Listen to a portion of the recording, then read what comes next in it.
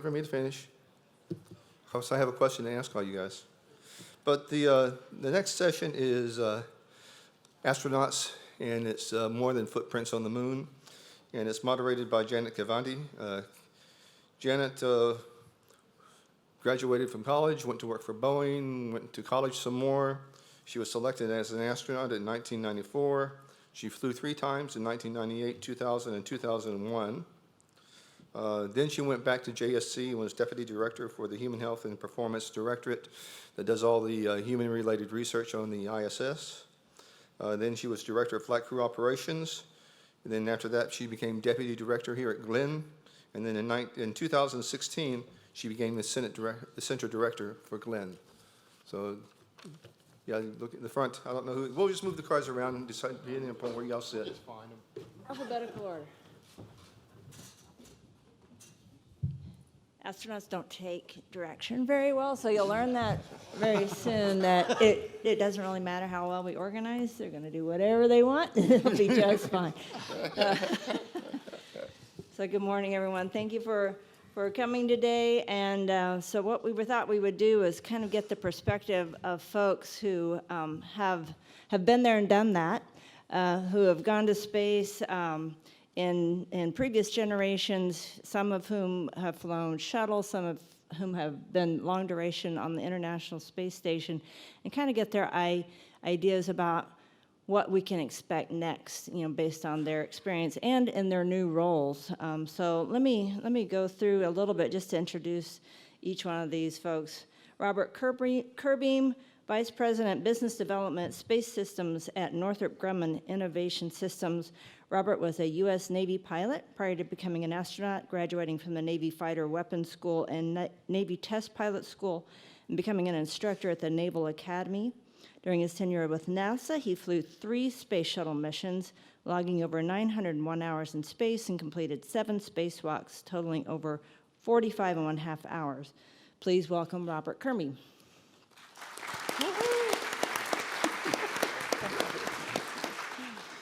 Next, we have Steve Lindsey. He's Vice President of Space Exploration Systems at the Sierra Nevada Corporation. Prior to becoming an astronaut, Steve was a U.S. Air Force pilot, an instructor pilot, an academic instructor, and he attended the graduate school at the Air Force Institute of Technology at the U.S. Air Force Test Pilot School. He logged over 7,000 hours of flying time in more than 50 different types of aircraft. During his more than 15 years at NASA, he completed 5 space flights and logged more than 1,510 hours in space. He served as a pilot on 2 missions and as a mission commander on 3 missions, including John Glenn's famous flight in 1998. So please help us welcome Steve Lindsey.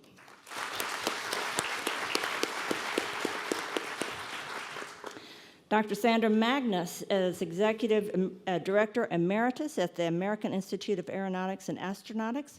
Prior to becoming an astronaut, Sandy worked at McDonnell Douglas Aircraft Company as a research engineer, and she completed a PhD from the School of Materials Science and Engineering at Georgia Institute of Technology. Sandy flew on 3 shuttle missions, including 1 4-month stay on the International Space Station during the Expedition 18 mission, and she flew on the last shuttle flight, STS-135, in 2011. Please welcome Sandy.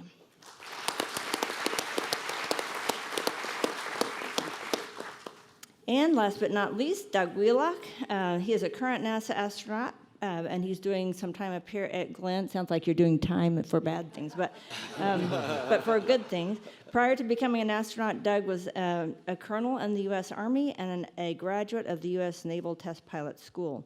He is a dual-rated Master Army aviator who has logged more than 7,000 flight hours and 46 different rotary and fixed-wing aircraft and spacecraft.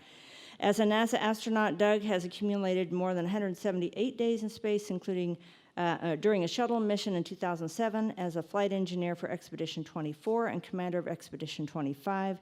He has accumulated 178 days in space and conducted 6 spacewalks, totaling 43 hours and 30 minutes. Doug is currently serving as NASA Glenn Research Center at the center as a Deputy Director of Aeronautics Strategy. So please help us welcome Doug.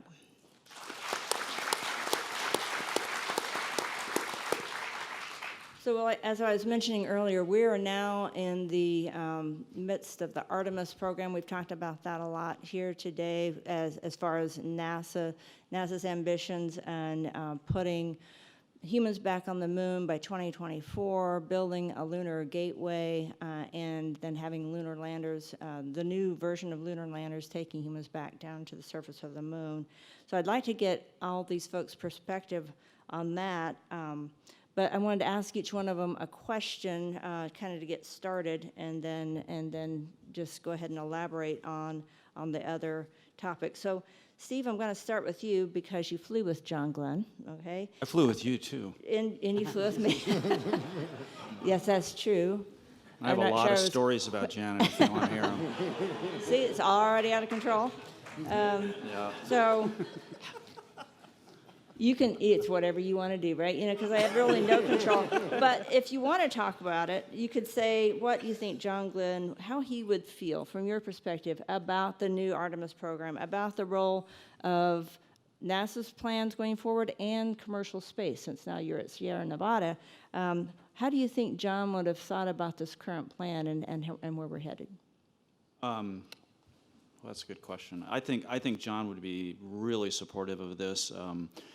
You know, when he was in Congress, when we flew in 1998, the space station was just starting, and he was a huge proponent of getting space station going. He's supported from Congress.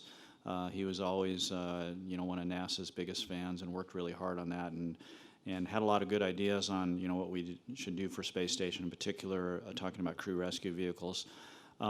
He was, of course, all about exploration and doing all that, and I think he'd be very excited about doing that. The interesting part of what's going on that you're all seeing right now is obviously the Artemis program, the push to get back to the moon in 2024, which is a big challenge. But what's a little different is the push of the role of commercial companies and all that. And as a representative of a commercial company, that we've kind of from the get-go been trying to do things like this.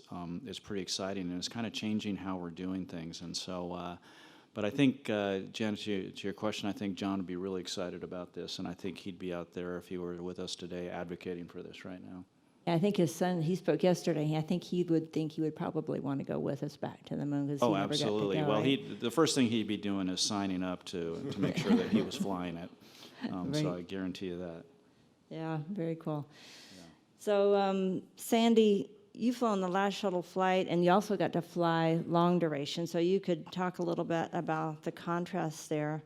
But, you know, on Artemis, one of the things that has been mentioned is it will be the first opportunity for a woman to go to the moon. Now, I don't actually like that question because, you know, I just think the right people should go to the moon, but I sometimes think, I get a lot of questions about it, and I sometimes think it's more significant than maybe you or I sometimes realize. So what is your impression about how that could maybe be a bigger event than maybe you or I might think? Yeah, it's a complex question, and I guess a couple things I'd want to say is I was the only female on the last shuttle mission, which to me was no big deal, but the journalists were constantly, the whole time we were training for STS-135, saying, what's it feel like to be the last woman who's going to fly on the shuttle? And I'm looking at them like, what are you talking about? People are going to continue to fly in space, including women, and why is this such a big deal? So sometimes the journalists are looking for an edge to create a story. And then I recall when we were in the office back, you know, back in the day, NASA had floated, someone at NASA had floated this idea about having an all-female shuttle crew, and the women in the office were just like, what? Why would you do that? That's just, you know, if it happens to be an all-female crew because that's the way the mission assignment works, awesome, that's great. And so we sort of were very much against it because we really want to be assigned because we're the right person for the job, not what our gender is. However, I will share the story. When I was in middle school and I dreamed about being an astronaut, I had really no idea how I was going to go about it. And then 1978, I opened up my hometown newspaper, and there across the front page was a big picture of the first group of women astronauts to be selected into the program. And as a little girl, that made a huge impact on me. I mean, I still remember I started crying at that moment because at that moment I saw, wow, there's a path for me. I mean, I can really, there's a path for me to achieve my dream. There are women doing this thing that I dream of doing. And that was a really significant moment. So when you talk about the first woman on the moon, you know, professionally, we're like, okay, you know what, you need to send the right people. However, I don't think that we can discount the importance of role models and the symbology associated with very visibly saying, hey, this is open to everyone. Fortunately, we have an astronaut corps right now that has an extremely strong group of people, both men and women, and regardless of who gets to go, they'll be highly qualified and they'll do a wonderful job. The other thing I want to reflect on, too, is if you look at the number of people who have flown in space, only about 10% of those are women, and most of those women are women from the United States because of the way the shuttle program allowed the crews to expand, and we could fly more people, so it was a sheer volume thing. And so we kind of, in the States, it's normal for us to see women flying in space regularly, but if you think about around the world, the opportunities that women may have or the way the different societies and the cultures deal with women, I think the U.S. showing that a woman can go to the moon and have the role of astronaut will be a pretty significant world event for women all over the world. So I think you have to kind of look at it in that global picture as well. So on the one side, there's some really huge power in it. On the other side, you know, we all want to be valued for what we bring to the job and not what our backgrounds are. And so it's sort of like a two-edged sword. Yeah. Thanks. So, Robert, you know, when I think of all the people at the table here, you had the most time doing spacewalks, although Doug's a close second there, I think. But you had an emergency situation, one of your spacewalks. You had a pneumonia leak that endangered you.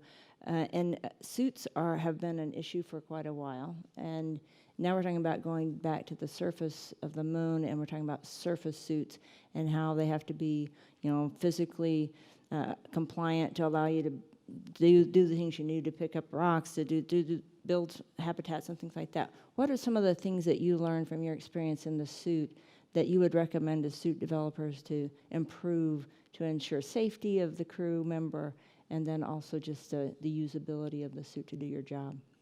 I think, you know, one of the things we used to always learn at the Naval Academy was they used to always say, all warfare is logistics. Well, it's the same with exploration. And you have to figure out how you're going to get all the stuff that you need there and for it to work for a long period of time, or you're going to have to build it there, right? Either you got to get the resource where you're going, or you've got to bring it with you. And in this case, we're going a very, very long distance where we can't, it's going to be difficult to build things there. And the suits are going to have to be more reliable, and they're going to have to be more resistant to damage than they are now, probably.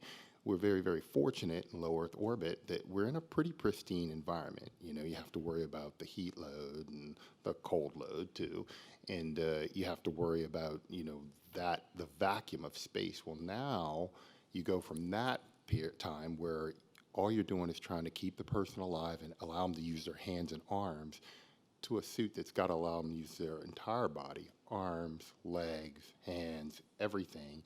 So it's got to be more compliant. But also the dust issue. I was fortunate enough to get to talk to 9 of the 12 moonwalkers, and that's all they talked about. Dust, dust, dust. And we're talking about not only a suit that we're going to reuse, but also spacecraft that we're going to reuse, and that dust is going to get everywhere. So I think that the suit is going to have to be a lot more robust. It's going to have to be a lot more flexible because now you're using your whole body, not just your arms, and it will be a very different animal than the thing that Wheels and I have used. So it's going to be quite the challenge, and hopefully there are some really big brain people out there in the audience that can solve those problems, because everybody who gets in one of those suits is going to want to come back. And it's, you know, it's our job now, all of us up here, to figure out how to make that happen. Thanks. And Doug, did you have anything to follow on based on your experience in the suit? Oh, I completely agree with what Beamer was saying. You know, the moonwalkers, you hear them describe the flexibility, the lack of flexibility, especially in the knee and the waist area of that suit, how they would to gather rocks. They'd have to kind of roll it up their leg using their little pickaxe. And so very difficult to maneuver in that suit. And to have more flexibility, lighter weight, and more robust is definitely the answer to for lunar exploration and eventually Martian exploration. Hey, Doug, and since we're on you right now, we're going back to the moon. Some people would say and have said, we've already been there, why would we go back? But we're going to a different location. We're going to the South Pole. Explain a little bit about why you think that's significant and the advantage of going to that location, maybe the new science that we can learn from the moon in that location. Oh yeah, the test pilot and the the engineer gets the science question, right? Actually, I wanted to share a little bit, tie on a little bit what Sandy was saying. I got a chance to, my long duration flight, I was with two brilliant women PhD scientists, Tracy Caldwell Dyson and Shannon Walker. And so I was muddling my way through the science on board the station, and we had been up there for about 2 weeks. And Shannon came to me, she said, hey, the potty's broken. And I'm thinking like, oh, we got to fix the potty, you know. And she said, if you fix the potty, I'll do all of your science for the rest of the day. So we did the flying, high five, and it took me about an hour and a half, and I gathered my tools, called Houston, and I fixed that potty. And I figured out in that hour and a half, if you're on a spaceship and you can fix the potty, you're like king of the universe, So, but science-wise, the South Pole of the moon, we're just finding out, through our lunar reconnaissance orbiter that's orbiting and taking just incredible spectral images and visual images of the South Pole.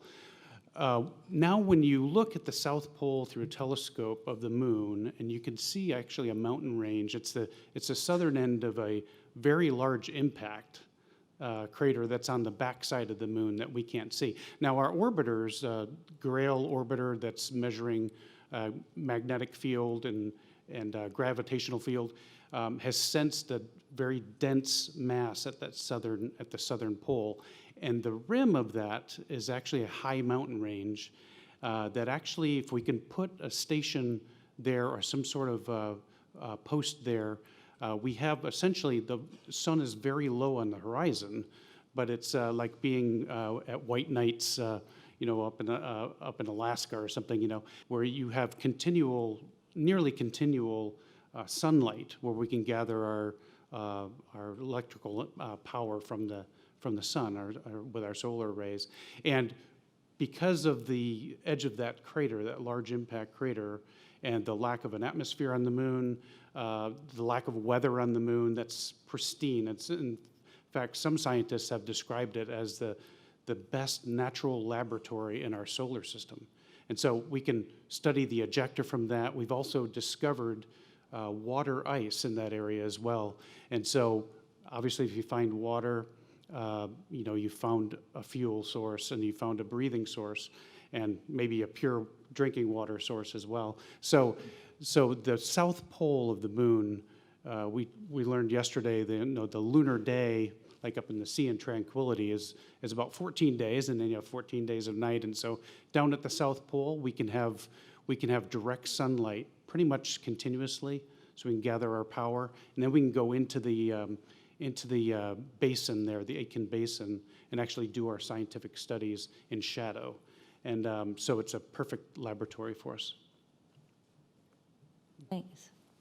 So, Steve, we talked about this a little bit before we came downstairs, but we were talking about risk trades. And I know there's a lot of trades that NASA's doing. There's a lot of trades that commercial is doing right now. How do you work those risks right now? How do you decide when's the right amount of risk, what type of risk you're willing to take? What do you trade it against? Schedule versus cost versus technical.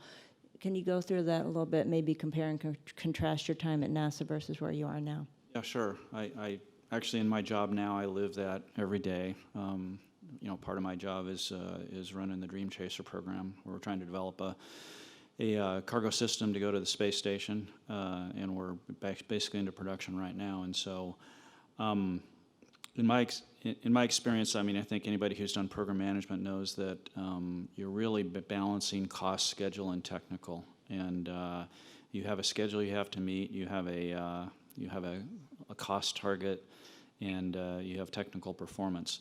But the backdrop of all three of those is risk, because when you run into a cost problem or a schedule problem or a technical problem, you have to come up with a solution. And that solution always involves some sort of risk. And the question is, as a program manager, is whether you're willing to take that risk or not, or is that risk is too excessive, or can you live with it? I always tell our engineering team, I said, a great technical solution that can't come close to cost or schedule is a bad solution. But you have to weigh against the risk. And when you start talking about risk, now you have to start thinking about what is the mission. If it's an uncrewed mission, satellite, something like that, you might be willing to take more risks. If there are people involved, then you have to ask yourselves a lot harder questions about risk. How much risk am I willing to take? Spaceflight is a risky business. It's going to remain that way for a long, long time to come. It's not like flying airplanes. There's a lot more risk involved, and so we have to decide that. When we start projecting that to what NASA's goal is now, which is get to the moon by 2024, it gets really challenging because you have a schedule to meet, much like they did in the Apollo program, where they were trying to get done before the end of the decade, and they were racing the Soviets to the moon. And they took if you really look back at that program and you seriously look at it, they took a huge amount of risk with their astronauts with that whole program. Now, they had a huge budget to deal with it, and we don't have quite as big of a budget now, but you have to weigh that. And so when you start talking about the lunar mission in 2024, there are certain human risks in terms of radiation and different things like that we're working on space station right now. But then there's the risk with the vehicles. And so one of the other things that our company is heavily involved in is the whole Gateway program, and so we're heavily involved in that. And so what's interesting about that is you can actually start distributing that risk. You can decide where do you put your human failure risk tolerance in, and what elements do you not need to do that in. And so you have to balance all of those things against the cost and schedule. But ultimately what it comes down to is every time you make a technical decision, you have to understand what that risk is. And then as the program manager, or the leadership, in NASA's case, the NASA leadership, you have to decide whether you're willing to accept that risk and then go forward. But if you try to do what we're trying to do, go to the moon with zero risk to people, we're never going to go to the moon. So we're going to have to take risks. The question is, how much are we willing to accept? Janet, may I add something? What's interesting to me watching how all this is unfolding is that NASA's going to have to really try and understand how to integrate all this risk in order to understand the total risk posture. For example, back in Apollo, NASA was in control of the design. They were intimately involved. It was sort of the traditional way of doing things. And now we're learning a lot with commercial crew as far as these risks discussions that are going on inside the companies, because the companies are basically responsible for providing a service. And so there's risk trades going on inside the company, which NASA needs to understand in order to appreciate the risk posture. And so with commercial crew, we have, as a community, a little bit of understanding because we've got all the shuttle pedigree. People are talking from a common foundation of experience. Now we jump to the Artemis program, where now we're sending people back to the moon, and we're going to take this acquisition approach that's very similar to what we're doing with commercial crew, where the company shows up with a service. The lander is an example. But now we're talking from a baseline kind of community, psychological, emotional understanding that's not set, because we haven't gone back to the moon. We haven't been there for decades. And so it's not quite clear to me yet how, and I think this is the big challenge facing NASA, is how are they going to understand what the real risk posture is if they're accepting the lunar lander, for example, as a service, and the company's making a bunch of risk trades based on the drivers that they have, and what is that communication line going to be, and how is that going to happen? That's a big question in my hand, and as far as just understanding what the risk actually is. And it's going to be, I think, highly dependent upon trust between NASA and the company, and very, very open communication about how all this is coming together. Absolutely.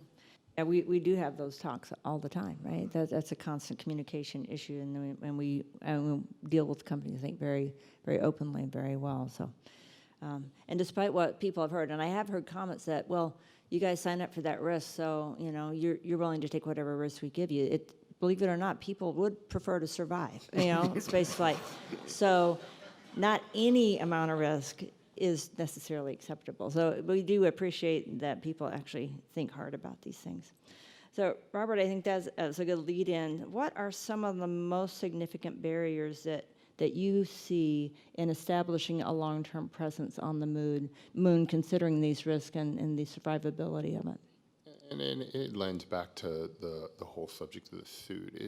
It's more about how do you sustain it?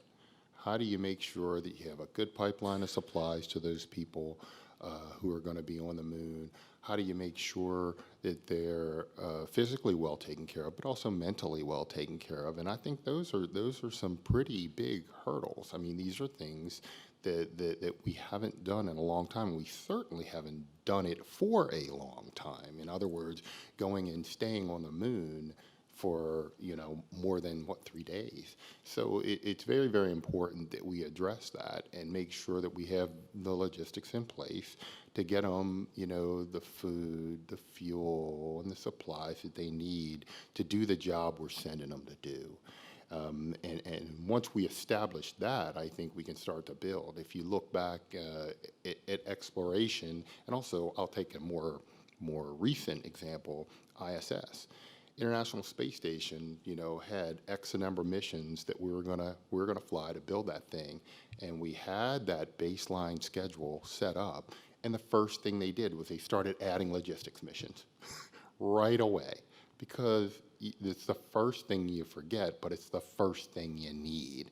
You need to be able to resupply people wherever they are. And so I think once we solve that hurdle and we can repeatedly and reliably get the supplies to the people who are there, then this whole thing becomes much, much easier. So I think that's probably the biggest hurdle. The next is making sure when we get them their supplies, the supplies work, because for every pound you put, you don't have to take repair gear up there or replacement parts up there. That's another pound of food, of fuel, and just general support you can give to that person. So, or those people who are on the moon. So you got to make the stuff very, very reliable first, and then you have to have that supply chain and that resupply that gets stuff to the surface or to near rectilinear halo orbit or wherever you're going. You have to set that up early and have it very, very solid and robust so that they can live in whatever environment you're going to put them in. It doesn't matter whether it's, like I said, cislunar, lunar surface, Mars, the orbit around Mars, or Titan. You have to have the logistics in place. Sandy and Doug both spent time on the space station for a considerable amount of time, and part of the reason we have the station is to help learn about the human body.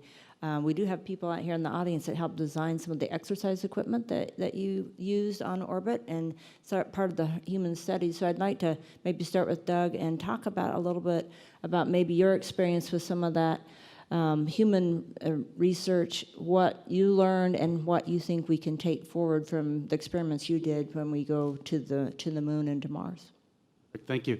Actually, you look at the research on vision impairment.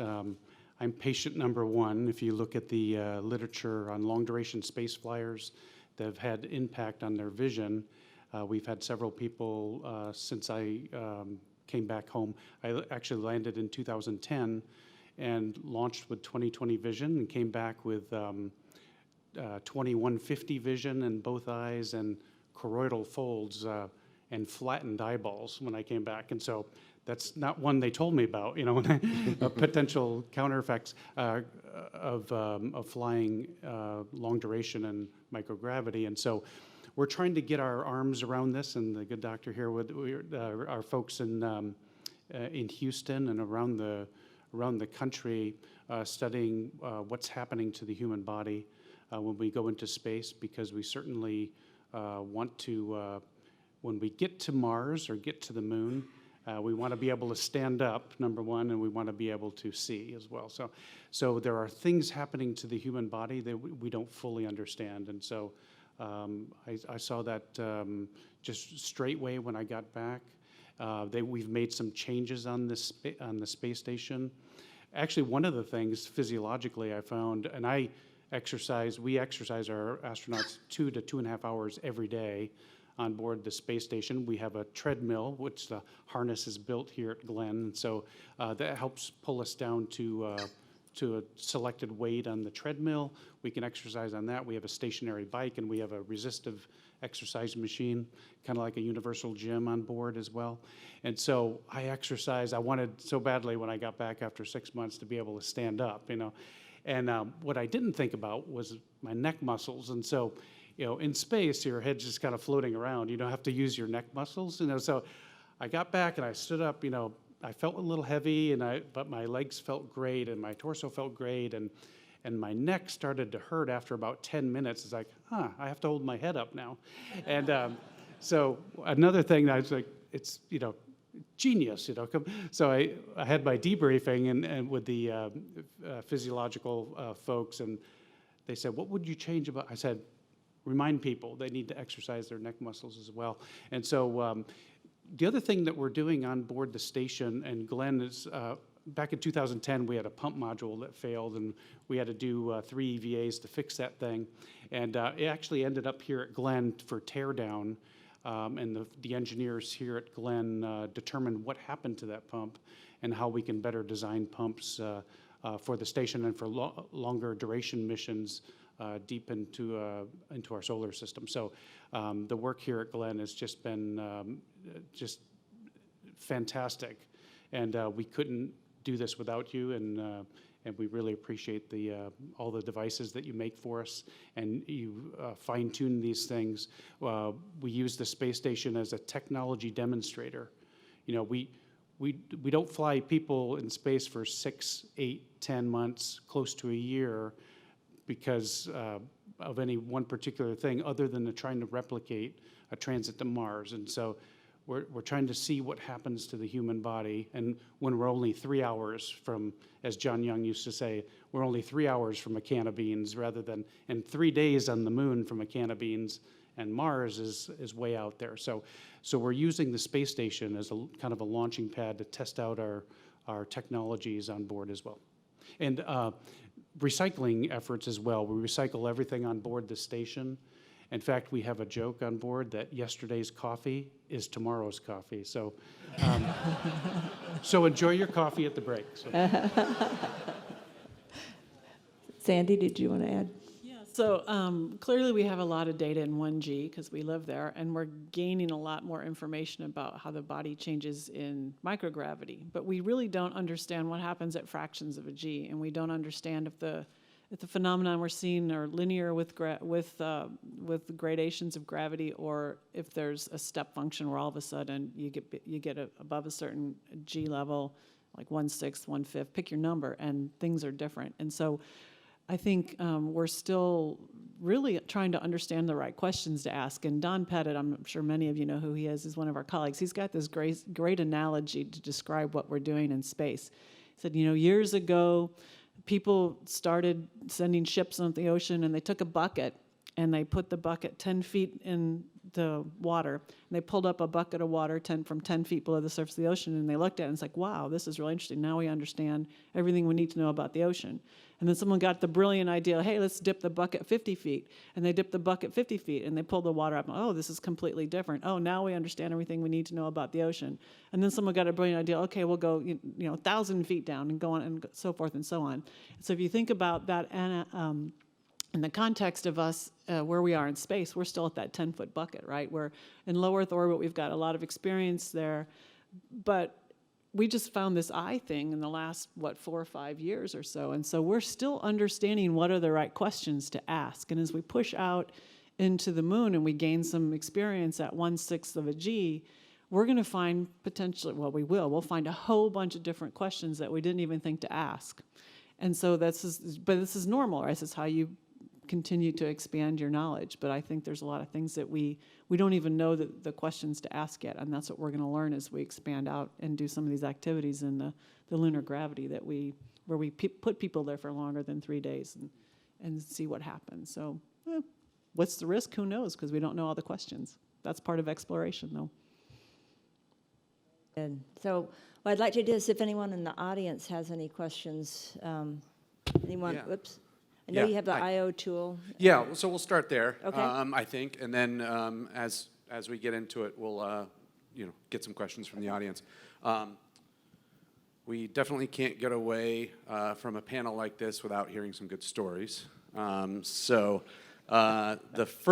top most voted question is, for everybody else except Janet, what is your favorite astronaut story about Janet? He's got to take that. Be nice. Be nice. Oh, what should I tell? Steve's got the most, I think, probably. I 'cause we probably actually have the flew most. together. So I had the privilege of flying with Janet on STS-104, which was in 2001, and it was an assembly mission where we actually delivered the airlock up to the space station, then performed the first spacewalk out of it. And so Janet was, I was commander, first-time commander. Janet was was MS2, which is basically the flight engineer as well as the lead robotics. She did all the robotics on the mission as well. And so, 5-person crew. We had a pilot was a Marine Corps pilot, and then we had 2 very interesting spacewalkers. Well, I'll leave it at that. And so we had a 5-person crew, and she was stuck with us for a year of training in a flight. But Janet and I also served together. We led the astronaut office for a few years, and I have a whole bunch of stories from that, but most of which I don't think I want to tell. Because then we'll both lose sleep at night thinking about all the stuff we had to do. But probably, I guess the one I'll tell on orbit with Janet is, and unfortunately, if you know Janet well, there's really no dirt on her. It's really hard to pin stuff down. So a lot of times my stories have to only be about 10% true. But this one actually is completely true. Actually, I got 2 really good ones. Which one do you want me to tell, Janet? You want me to tell the bathroom story, or do you want me to tell the... You can, how much time? Go ahead. Okay, I'm going to tell the bathroom story. So, as I mentioned, she had to put up with 4 of us guys and her on this flight, and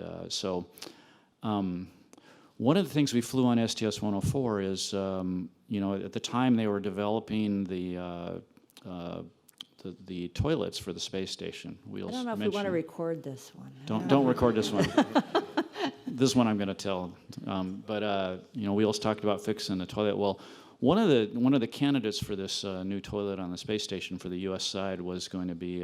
It was based on it was the EDO toilet. So the extended duration orbiter toilet. It was a different toilet designed for the shuttle that was going to be for extended duration missions. Back in the early days of shuttle.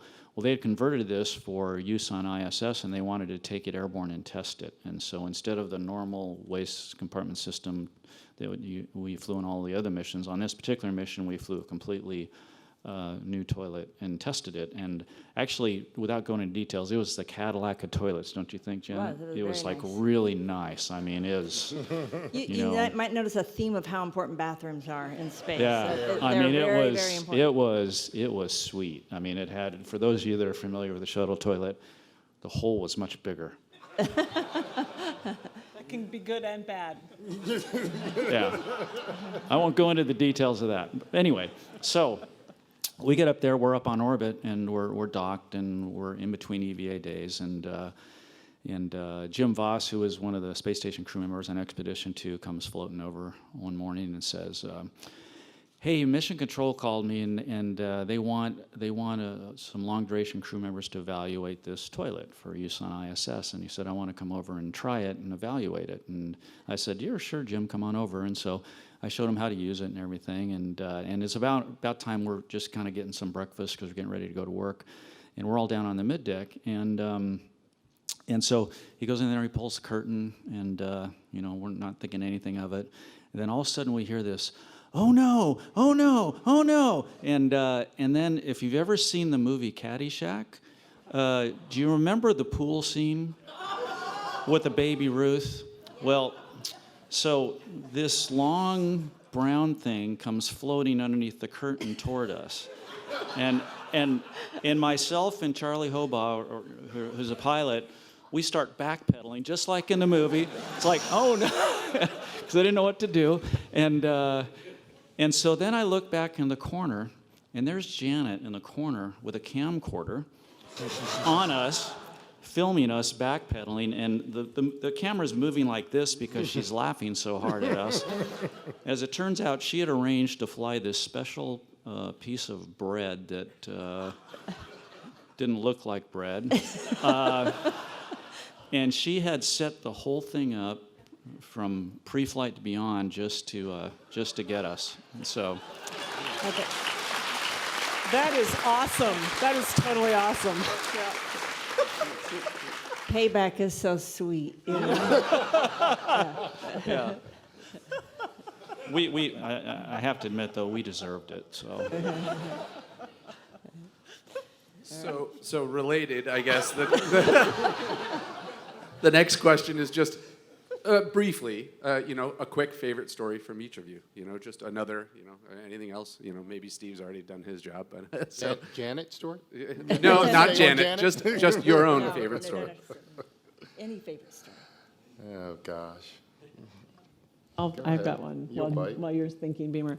When I was on Expedition 18, the cupola was not there. We just had normal porthole windows, which were great, and it was awesome. We had great views, but I never did spacewalks.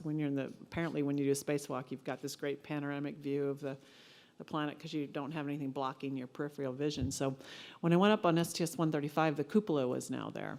And it was amazing. The cupola is amazing. You can go up into the cupola and you can get a 360-degree view of the Earth and out what essentially is above your head, but it's facing nadir. And it's just a magical place. And so on STS-135, after everybody would go to sleep, first of all, I moved over to the station and slept there because I was home again. And everybody would go to sleep, and I'd go hang out in the cupola for an hour and a half, one revolution, and just float there and watch the world go by. And it was like I had the whole space station to myself, and just me and the Earth, and it was absolutely magical and really, really beautiful. I wish everybody could see that view because it's just really, really special. It's not a funny story, but it's a story. I want to supplement that story real quick, just because I think it's timely. But Bill Gerstenmaier, when I was in the astronaut office, I worked on the ISS branch, and we would go to the ISS meetings, and Bill was in charge of the ISS program at that time. And it was getting, we're manifesting all the different pieces of the ISS, and the cupola was sort of on the chopping block. And he was trying to make it all work so we could get everything up there. We absolutely had to get to the space station. I was the crew person saying how important the cupola would be to the psychology of the crew and just the actual earth science benefit of having the cupola. And he goes, Janet, I can't do it right now, but if there's any way I can get on there, I promise you I will. So fast forward many, many years later, we were actually able to manifest the cupola near the end of the program, put it up there, and I got this one-line note from Bill Gerstenmaier that said, I told you I'd do it.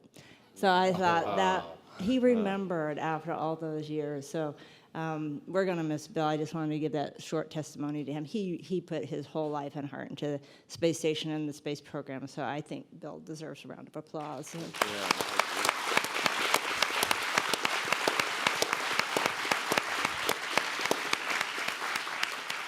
So Beamer, do you think of a story? Or? Yeah, I thought of one. Okay. But one of the things that you'll find is whenever your flight gets extended, you wave off. You have basically a half a day to do nothing. So on my second mission, we waved off 2 days. We started calling it the STS-98 hostage situation because they just wouldn't let us go, come home. And It was four men, one woman. The woman was Marcia Ivins. And for those of you who know Marcia, never holds her tongue. She'll tell you exactly what she's thinking. So Marcia's up taking pictures. We had a day off, and we decided we're going to set up the ergometer so we can get some exercise. We set it up, but then we have to tear it back down because we're coming home tomorrow, hopefully. So me, Taco, Roman are all sitting downstairs, floating downstairs, and Tom Jones. That's just an accident waiting to happen. Yeah, with those names. Pretty much. And there's one piece that we can't find. We can't find one of the vibration isolators. We're like, well, gosh, it was just here. And they go, well, where did you last see it, Roman? It was floating right here. So we sit there and we're like, well, yeah, you have to have it. I mean, we got to put it away. We can't just leave it there, leave it floating around. So we're looking behind things. We're looking everywhere and can't find it. And so then Tom comes up with a really good idea. He goes, let's find something that's about the same size. All right? And so we find this beefsteak that no one had eaten, and we fit it in the same area, and we're all just kind of sitting there looking at it, waiting for it to float somewhere because we figure it'll float where. The other thing is, if we follow that, we'll find the vibration isolator, right? This is how crazy it is. So Marcia comes down, she floats downstairs, and she looks at us, she goes, what are you guys doing? And we're like, well, we lost the vibration isolator, so we've got the beefsteak out here. So when it floats somewhere, we'll know where the vibration isolator is. And so she goes, okay. And she goes back upstairs. So then we're all staring at it, and it's not moving. We're like, maybe it knows we're looking at it. So if we don't look at it, maybe then it'll go. So we all turn away, and she comes back down, and she goes, now what are you guys doing? We go, well, it wasn't moving because we knew it was looking at us. So, so we're not looking at it, and then we'll peek back, and then we'll find out where it went. So at the end of the day, not only did we lose the vibration isolator, but we lost the beefsteak, too. So somewhere on Atlantis, somebody probably found these two, this vibration isolator and the beefsteak, because I know they're in the same place, right? After we flew, and they're going, what the heck were these guys thinking? And Marcia's sitting back there, I can tell you what they were thinking. They weren't thinking. So that's the beefsteak story.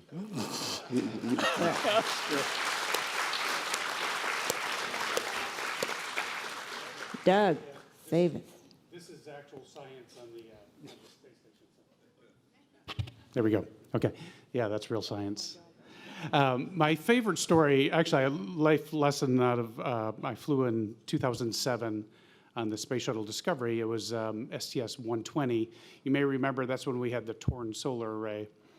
So I only have 6 spacewalks. I don't have 7, but I did, in 6, I cleaned up Beamer's mess that they made on that solar array. Well, our job was to move that solar array out to the... Go ahead. I'm back. Go ahead. Hey, you're a distance away, so I had to throw down. So. So we had the torn solar array, and we actually turned the Node 2 into kind of like a metal shop, and we fashioned these cufflinks that we were going to take out and sew up the solar array. I thought this is a crazy idea. But I went outside with Scott Parazynski, who was the lead spacewalker, and my job was to be at the base of the solar array and kind of keep it away from him, and also the guide wire that we were hoping Beamer would have cut, but he didn't. But anyway, Wouldn't let me. But I think you actually offered it up to Houston, and they said like, nah, don't worry about it. Well, the year later, it tore the solar array. But we had to retract this guide wire, and I was getting so cold underneath that because we turned the station, and so I was in shadow most of the time, and so. But I had a camera there with me, and Scott put these 5 cufflinks in. I said, I should get a picture of him, So I reached down, grabbed my camera. I said, hey, Scott, look down here, So he looked down and waved, and I took a couple of shots of him. And what I didn't know is the November issue, November 2007 of Aviation Week and Space Technology, one of these pictures was on the cover. So we get back, we land on November 7th. November 12th, the Av Week comes out, and Scott comes into the office and he said, dude, check it out, I'm on the cover of Av Week. And he throws down the magazine, he's like, I took that picture, And so I get to the cover photo, it says, Dr. Scott Parazynski in the most daring spacewalk and space shuttle, space station history, you know, blah, blah, blah, blah, blah, blah. And it says, photo courtesy of NASA on it. So, but it taught me a life lesson. When you finally get to the point where it doesn't matter to you who gets the credit, it's amazing the things that you can accomplish. So. Right.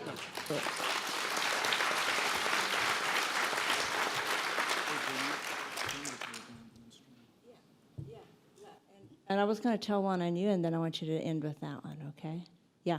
So I wanted to get back at Steve because we were on the same flight that Steve was talking about, and this is the other story I think you were going to tell. But my sister was really sweet. We get to sometimes take up specialized food items. So if you have a favorite food that's not in the crew designated food packages, you know, that are the dried food. She sent some gourmet chocolate-covered coffee beans, all different kinds of flavors of chocolate. And so it was one of the days we were doing robotic operations. I was a prime robotics operator, and Steve was the backup operator. So we were doing some maneuvering on orbit, and I had the coffee beans taped up there, and we were sampling some of those. And I flew for a while, and I think then Steve was going to fly for a while. But Steve had been popping those coffee beans pretty frequently. And I noticed that he was chewing gum, and I noticed he was starting to chew that gum faster and faster. And he was starting to kind of jitter a little bit, and then he was starting to talk really fast, and then he was None of starting that is true. to fly. It only has to be 10% true. So, So, roughly based on a true story. yeah, so he was flying the arm much faster than I typically flew the arm. And finally, we got a call from the ground, like, who's flying the arm? Like, it's not me, it's Steve. So we finally had to take away the coffee beans because it's a hazard because he was actually hitting off all sides of the cockpit at the same time, just bouncing around, talking, flying, everything all at the same time. So watch him if he has any caffeine because it can be very dangerous. Right. Now, I don't remember any of that. he has amnesia based on it too. Well, I thought since we're here and this is a John Glenn Memorial Symposium, I thought I'd share a story about John. So, my second flight as a pilot, I had the privilege of getting to fly with John and assigned to that flight. And for those of you that knew John, he was just a terrific individual, both he and Annie, and had the privilege of spending some time with him. But I wanted to tell one story. I've got many more, but I probably don't have time for them. And usually the stories end up being more about me, stupid stuff I've done. But in this case, it's not. I don't think. Anyway, so we were when John flew in 1962 on Mercury. He back in those days we didn't have satellites up on orbit. They relied on ground stations for communications, and so.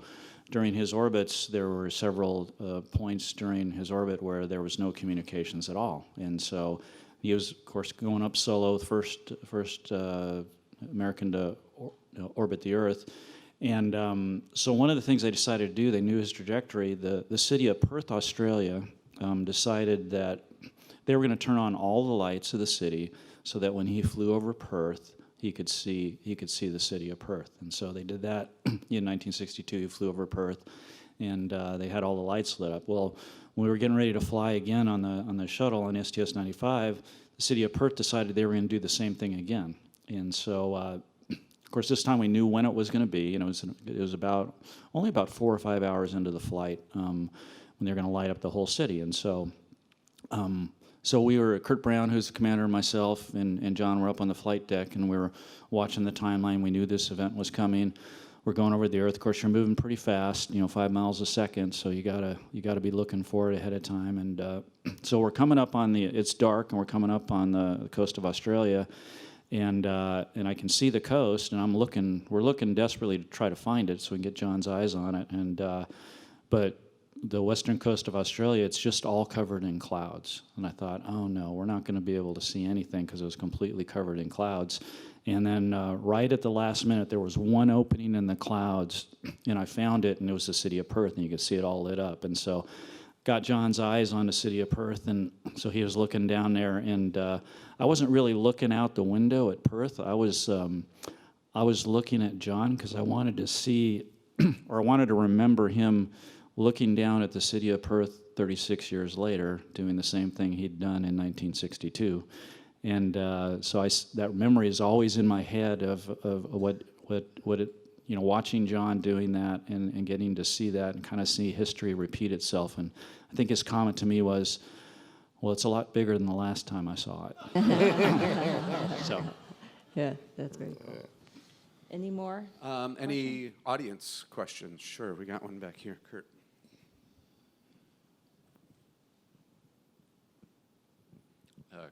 Quick observation and then a question. The observation is just fun. Early in my career, I gave a lot of talks at schools, from elementary schools through high schools, college students. Guaranteed, they all asked about the toilet. And I guess you never grow out of that. It's a pretty serious question. Since March or so, when the announcement was made that we're going, and we're going, we've talked a lot about all that has to be done to make that happen. And we talk about landing on the moon in 2024, and then we say, well, then we're going to go to Mars. Early in my career, Glenn got motivated to build a lot of experiments for the shuttle because the crew was telling headquarters, we don't have enough to do. We want to do some useful things. And so we started building scientific experiments. And it was really because of the motivation of the crew to make that happen. What I'd like to really understand is your view of what are these astronauts going to be doing on the surface of the moon? The answer is not, don't just say science.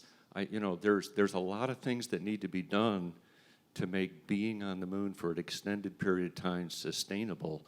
What are your thoughts about what the crew should be doing on the surface of the moon to make that happen? Because I think the crew is going to have a chance to influence what that is. So whatever you have to say about that, I'd really like to hear it. I'm going to start off because I know the long duration guys probably have a better answer for you. But, I grew up during that time too when, people were spending short amounts of time on the moon. And it impressed me so much that I wanted to help design rockets. And back then, most of the rocket designs were German. So I actually studied German so that I could be a part of that team. And so I understand what you're saying is you want to know kind of what are we going to do to give these guys the ability to do something worthwhile when they get there. And I think there are a lot of things, but most of what it's going to be, I would think, what I would want them to do is do things to make that stay permanent. How do can we really find lava tubes there that we could convert into habitable volumes? Can we somehow use the lunar dust to make bricks so we can build things there? Those are the kinds of things that I would want to do. How do we use the resources there to reduce what we have to bring there with us? It's kind of like backpacking. When you're in the desert, you're bringing all your water with you. But if you're in a place like Yosemite, where there are rivers and all, you bring a filter, right? It's a whole different ball game as far as backpacking goes when you have water or you don't have water, or you have shade or you don't have shade. So I think that we've got to learn how to use what's there to the greatest extent possible so we can bring less. And that can be everything from, like I said, learning how to make bricks out of lunar dust to finding habitable spaces on there where all we have to do is close it off and it'll hold gas so we can live in them. To controlling the temperature by just shade or sun. But all those experiments have to be done so that we can understand how to make our presence permanent. That's what I think we should concentrate on. To Beamer's point, I think we have to think about these things in the design of the system and how we're going to operate, and also have to take into account what do we need to learn there in order to go to Mars.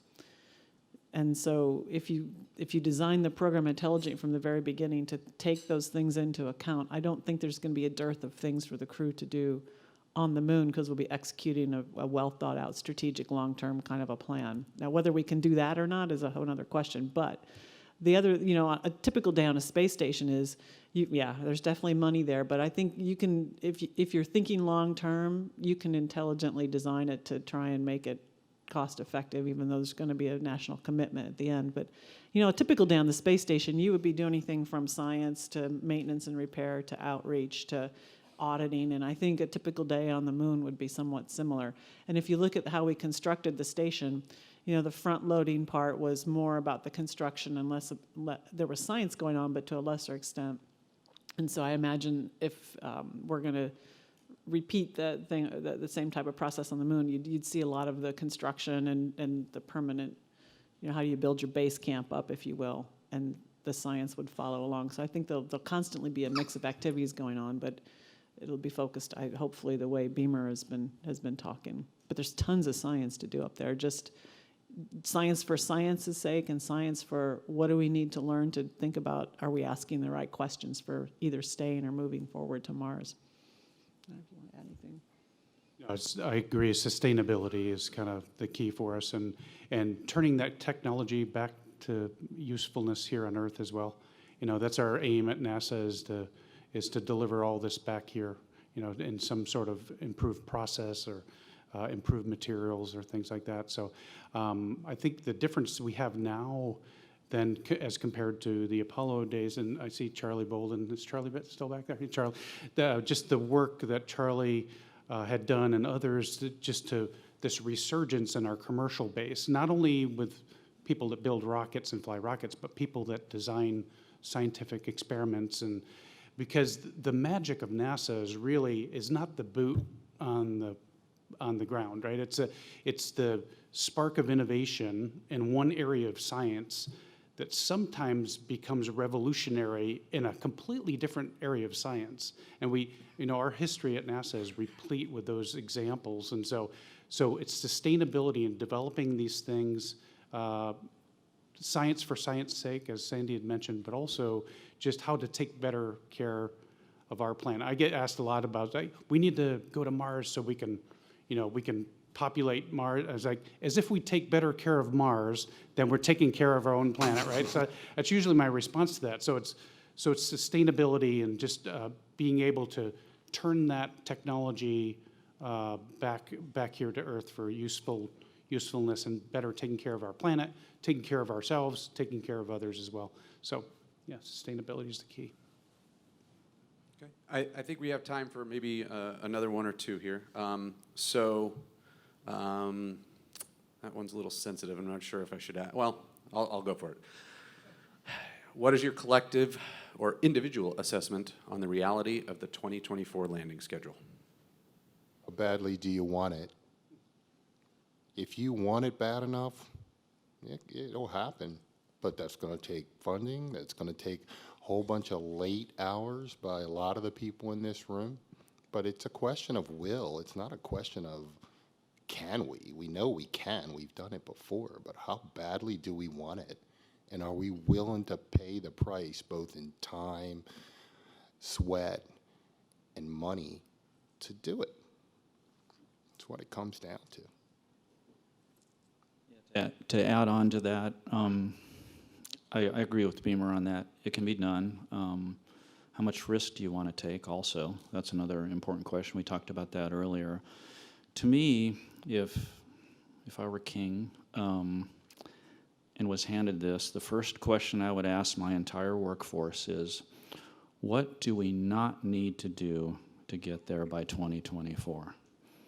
I'm not sure that question has been, I'm sure people talk about it, I'm not sure that question has been really explored. We should be looking, if you really want to do this, you should be looking at everything that you're doing right now.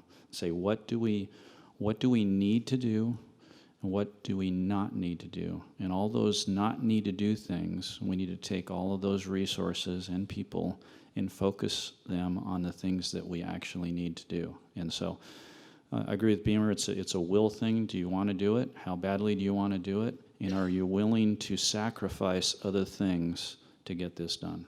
To me, I think that's, fundamentally, philosophically, strategically, that's what I think you need to do.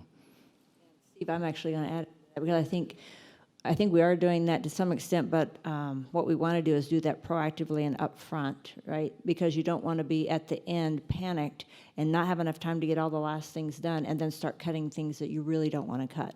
So you want to make sure you plan very smartly in advance to take care of as much of that. You don't have to have stuff early and then not drastically cut things right at the end that we probably should keep. I would add that I agree it's totally will. I mean, if this is really a national goal, then everyone, Congress, the executive branch, the legislative branch, the workforce, everybody needs to get behind it, and we have to maybe think about the fact that we have to be structured a little bit differently, or we have to allow ourselves some freedom in how we approach how we do it as well. We can't necessarily make everybody happy about the way we do it, so we need to be flexible, and we have to be willing to do that as a whole community, a whole country. So I think we'll kind of close it out then with a related question. It's just a simple kind of show of hands or nod from each of you. Based on what we were just talking about related to risk and everything, if we are going in 2024, show of hands, would you go? That's a really easy one. Same thing with Mars, soon after? Only thing I would say is that, it's somebody else's turn, right? I mean, gosh, I love, and I would love to go, and if they said I'm the guy, I'm going, but it's somebody else's turn, right? I mean, my job now is to make sure that they come back, right? That I give them all the tools to get there and come back. That's my job at age 57. If you asked me at age 40, it would be my job to go. No questions asked. I want to really, thank these folks for being here, and especially, since it is the John Glenn Memorial Symposium, I think we were all obviously inspired by that history, that man who gave us all the inspiration to actually pursue this career. Otherwise, none of us would be sitting here today. So I think we all appreciate his definite, he had some courage that probably none of us faced because he had to be the first guy up there and do it.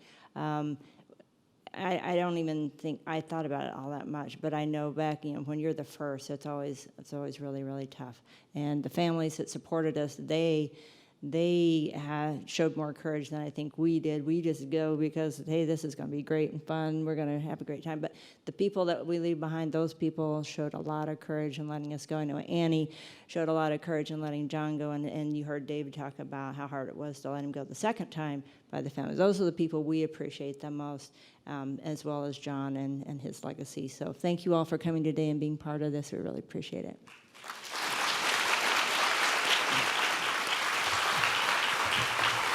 And before y'all leave,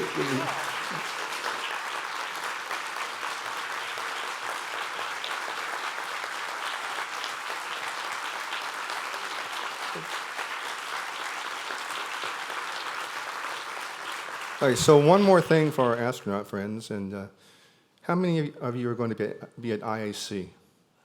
I do a similar type panel at IAC with these guys and with Europeans and Russians and Japanese, and the Chinese won't let the Chinese astronauts participate, but we do that at IAC, and that comes to this next thing. Sandy, we're going to give you an opportunity to make a brazen pitch right now for the IAC. Oh, cool. Awesome. Yay, commercial. So for those of you who are not aware, the International Astronautical Congress, which is an international space congress that roams around the world, organized by the International Astronautical Federation, which is a federation of a bunch of global space agencies and companies and universities. This conference is coming to Washington, D.C. this October, the 21st to the 25th. It's the last time it was in the United States was in 2002. The AIAA bid for it, and when I was the executive director, and we were intentionally trying to bring it to Washington, D.C. this year to celebrate the 50th anniversary of the Apollo program and the excitement that accomplishment sparked across the world. So our theme is the power of the past and the promise of the future. And our goal in bringing it to D.C. was First of all, of course, to celebrate how the moon landing really excited the world to engage in space, and how after 50 years, the community is really a globally collaborative community, and it's really exciting what's going on. And we're in this period of transition where now these commercial companies, these private industry, are thinking, hey, maybe we can do something, independent of government, using government investment as a leverage to increase the breadth and the depth of the people who are now engaging in space. It's not just, government astronauts anymore. It's not just government-based programs. And so we're really been in this transition for the last decade, and we'll probably be in it for another 10 or 15 years. And it's really very exciting, because it means after 50 years of government investment and NASA leading the way, the broader community is engaging in a broader way. And so we want to celebrate that trend, because it all started with Apollo. So that's the power of the past and the promise of the future. And the other point of bringing it to Washington, D.C. was to put it in a place where our government leaders, our executive branch and legislative branch leaders, could come and experience the space program, both internationally and domestically. We can get them over in the exhibit hall. They can see the hardware. They can really, really understand what it is that the space industry's been doing, and the power and the vitality and the energy that's in our domestic industry, and the context of our domestic industry in the international arena, to bring to their attention what's going on internationally, so they don't take U.S. leadership for granted in space. They understand the importance of the U.S. maintaining a strong space program. And so we have a host series of events where we're setting up to get the staffers over there, the congressmen over there, the executive branch people over there, to really have them tactily and emotionally and just experience what our industry does. So that's why the IAC is in D.C. There are, I think, over 2,000 papers that have been accepted, and there's going to be a lot going on, and I encourage you to come. And I believe NASA has allowed for more than the standard 50 people to come to the conference, because it's domestic this year. So we look forward to a huge NASA contingent over there to carry the cheerleading flag as we run around in the hallways. So hopefully we'll see you guys there in October. And if you can't make it, at least keep your ear out for it, because it's going to be a really big event. So there's the commercial. All right, thank you all. Thank you again. Thank you so much, Janet. That was excellent. All right. As they depart the stage, I just wanted to take an opportunity to say a couple quick things. First, one big takeaway, I think, for any aspiring astronauts out there, learn plumbing. Okay? Yeah. I think that's critical. I'd also like to take the opportunity to thank our volunteers from Glenn who have helped us out tremendously.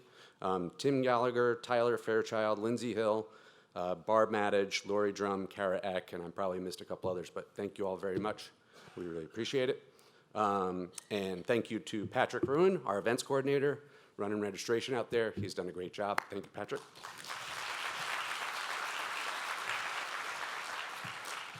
So we'll take a break now, sponsored by Aerospace Company. Thank you very much to Aerospace Company. We will do an abbreviated break to try to get back on schedule, so about 10 minutes. Come on back in if you would, please. Grab a coffee, do your bio thing, and then here's a little trivia for you, and we'll get you the answer when we come back. Thanks, everybody.